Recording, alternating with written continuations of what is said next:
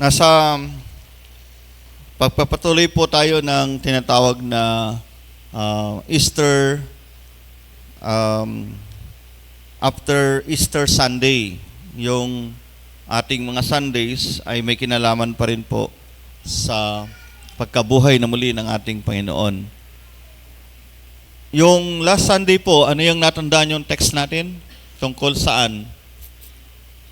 Tungkol sa ubas. Ano yung meron sa ubas? Ubas, kayong sa, at di na sa akin, hindi ko nga, at bawsan ng buhay, ang isin, kung alam, magpuna. So, yan ang studio, yung nga, sa. So, nito, ito lang yun, Verse 1 to 8, ay 17. Ang ito pinakaya sa audio, ay, we love one another. Kaya natin, ang gusto mo natin yan, yung mago, subuang para lang, yung pasama sa siguro, 10 attitude of Christian. Yung sabong, pagkagali, dapat meron isang Christian, maganda rin, Christian, hindi po sila, sino po Christian?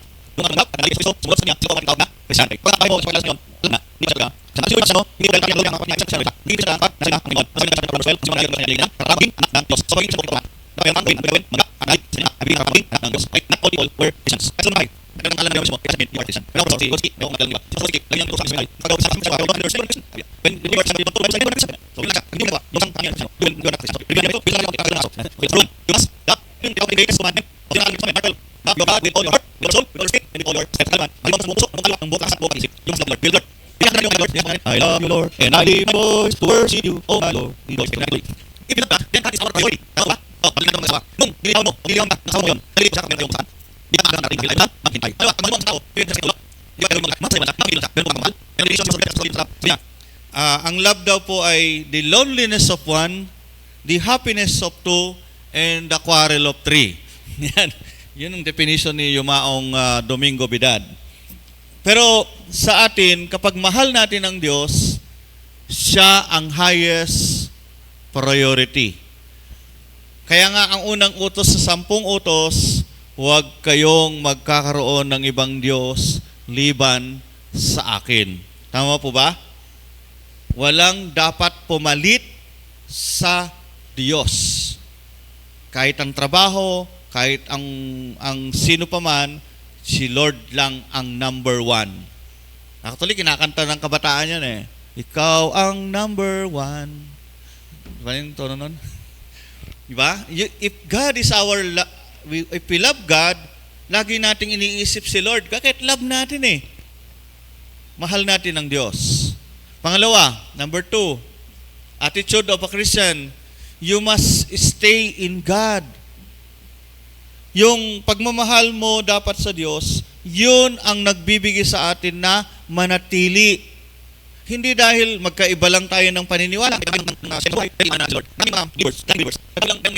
sa niya, hindi sa church, hindi yung Panginoon. Ano yung isa lang ako?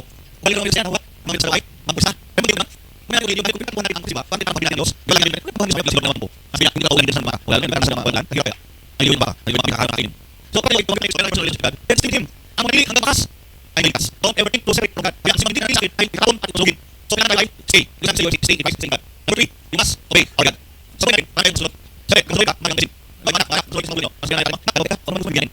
Kaya sa akin, lulot ang sa bulan. Pero hindi mali. Pagpagpagpag sa bahay, sumunod yung sa bahay. Kaya naman natin mag-ibig. Come, sir, if you obey God. Sabi nga, obedience is better than sacrifice. Kaya naman kami, kailangan search ngayon. Pero wala obedience sa heart. Pero sacrifice sa akin. Tama ba? Amen? Yung obedience sa Lord, that is the base how you love your God. Kapag pinalo mo ang Diyos mo puso, kapag ano yung sunod lang, alay sa kan. Sabi lang sa kanya, Abraham o Abraham, iwan mo yung angkan, mo sa sur. Doon ka pumunta sa Lord. Ang mga Abraham, Lord, ganito lang yun. Ganito lang yun. Ganito lang yun. But Abraham obeyed the Lord. Even Gideon. Si Gideon, ang kanyang army 300. Ang labi niya 1,000. Hindi sabi Gideon, Lord, natasukin mo yan. Meron po skill mo yan. Meron po leadership. Kaya sila po mga but Gideon obeyed the Lord. Yung mga ikot sa ganito. Sila may susunod 7 times. Kayo po may pwede sa isang 7 times 7 days. Kaya mga na, bakit magalit na tayo? Kaya nga pa yung utol, may nalalim sa itang kailangan natin Moses. Pinagpo sa ahas.